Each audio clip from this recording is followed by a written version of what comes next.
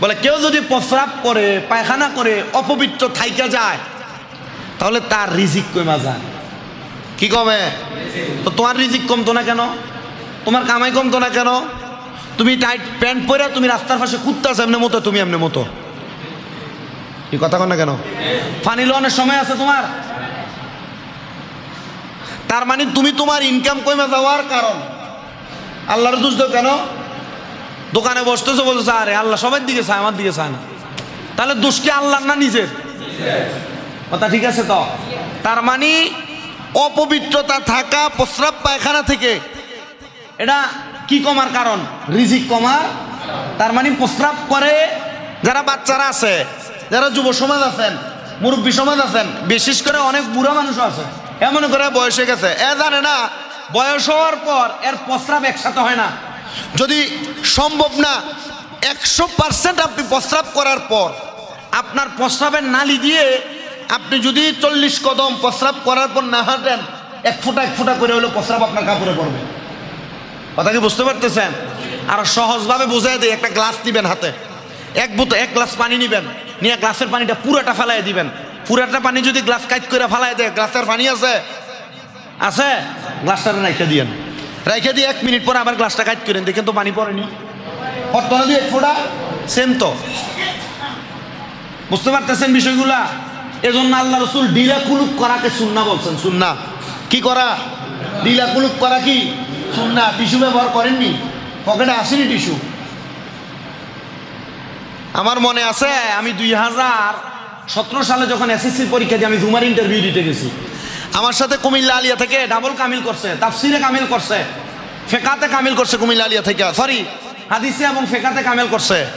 কামিল করে এবার আমার লোকে গেছেন পরীক্ষা দিয়ে, মানে একসাথে জুমার ইন্টারভিউ হবে। আমি তো মাত্র দাখিল পরীক্ষা দিছি, এসএসসি দিছি মাত্র। আরেকজন গেছে, উনিও কামেল পাস। মোট আমরা 3 জন গেছি।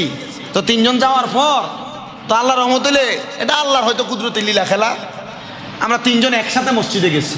তো জুমার আগে অজু হাজত আছে না? তো এক হুজুর গেছে অজু হাজতে যাওয়ার পর উনি অজু করছেন, হাজত করছেন, প্রস্রাব পায়খানা করছেন। করার পর উনি যখন প্রস্রাবখানায় ঢুকতেছে, ওই মসজিদের সেক্রেটারি ওনারা বলছে, এ হুজুর একটা টিস্যু দেন তো, আছে কিনা? বলছে আমার কাছে তো টিস্যু নাই। বলছে ঠিক আছে হুজুর, আপনার ইন্টারভিউ শেষ। কি কইছে? কথা কয় না তো। কি কইছে? ইন্টারভিউ শেষ, আপনার ইন্টারভিউ লাগবে না, গেছে। তো এখন আমার তো এই 2 জন বড় হুজুরের সাথে আমি ছোট না, আমার ইন্টারভিউ কি? আমি গেছি, আমার পকেটে টিস্যু আছে। পকেটে টিস্যু আছে বলতে কি টিস্যু আছে? আমার কাছে প্রস্রাবের টিস্যু নাই। টিস্যু আছে কোনটা? মুখ মসিনাটা। তা আমি বুঝছি প্রস্রাবখানায় উনি আমার কাছে টিস্যু খুঁজছে, মানে উনি এটার জন্য খুঁজছে। আমি আমার ওই টিস্যু থেকে সিরা বলছি, অর্ধেক আপনি ব্যবহার করেন, অর্ধেক আমি ব্যবহার করি। কথা কি বুঝতেছেন আপনারা? অর্ধেক আপনি ব্যবহার করেন, অর্ধেক আমি ব্যবহার করি।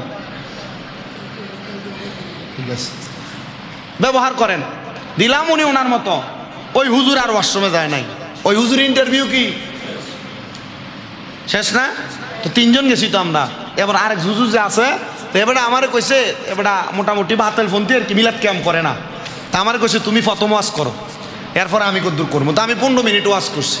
করার পর ওই হুজুর ওয়াজ করছে, খুতবা দিছে, জুমা পড়াইছে, কিন্তু পরে দিয়ে আর মিলাদ পড়তে পারে না। কি পড়তে পারে না? আমারে মিলাদ পড়তে দিছে। মিলাদ পড়ছি, পরের মুনাজাতও বেড়া দিছে, এখন ওই মসজিদ কমিটি আহলে সুন্নাত ওয়াল জামাতের আকীদা হওয়ার কারণ কি রে, মুনাজাত দেয় কিন্তু মিলাদ কাম করে না। ঘরে নিয়ে আমারে বলছে হুজুর হেরা তো মুনাজাত দিছে, আপনি একটু ঘরে আর একটা মুনাজাত দেন। আমি মুনাজাত দিছি, কইছি হুজুর আপনি বাইরে আইনা কইছে আপনি কখন থেকে মসজিদে জয়েন করবেন। আমি বুঝছি আল্লাহ রাসূলের একটা সুন্নতকে গুরুত্ব দেওয়ার কারণে চাকরি হয়। কথা কয় না? আল্লাহ রাসূলের একটা সুন্নতকে গুরুত্ব দেওয়ার কারণে অনেক প্রবাসীরা মাঝে মাঝে কল দেয়, হুজুর বিদেশে চাকরি করি, দাড়িটি তো রাহন জানা, দাড়িটি শেভ করা লাগে, এখন আমার দাড়ি রাখলে চাকরি হতো না।